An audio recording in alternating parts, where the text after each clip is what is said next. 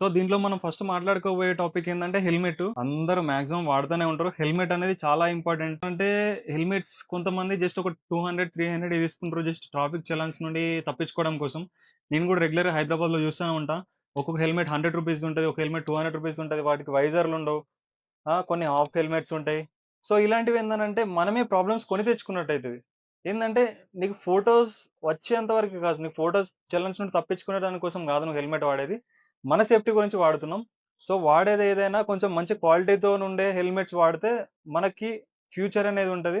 In the sense మనం ఎప్పుడైనా కింద పడ్డా గాని మన తల గాయం గాకుండా ఉంటది. చీప్‌గా దొరికే హెల్మెట్స్ ఎప్పుడు కూడా తీసుకోకూడదు. మనం ఏం జస్ట్ క్యాజువల్‌గా స్పెండ్ చేస్తలేం. మనం చేసేది మన సేఫ్టీ గురించి స్పెండ్ చేస్తున్నాం.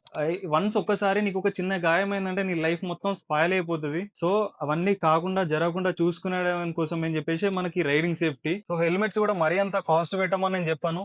అరౌండ్ 1500, 2000, 2500 కూడా మనకు మంచి బడ్జెట్ హెల్మెట్స్ దొరుకుతాయి.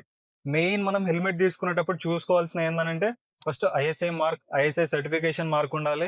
అండ్ డాట్ సర్టిఫికేషన్ ఉండాలి. మరీ ఎక్కువ టైట్ ఉన్న హెల్మెట్స్ తీసుకున్నా గాని మీకేంద రైడింగ్‌లో ఉన్న మనకెట్లంటే స్వెట్ వచ్చే టైంలో మీకు ఇంకా ఇరిటేషన్ వస్తది. హెల్మెట్ పెట్టుకోవాలన్నా చిరాకు పడతారు. సో, మరీ అంత టైట్ గాదు. మరీ అంత లూజ్ గూడా తీసుకోవద్దెప్పుడు. మంచి కంఫర్ట్ ఉండేది తీసుకోండి. అండ్ హాఫ్ హెల్మెట్స్ అసలు యూజ్ చేయొద్దు.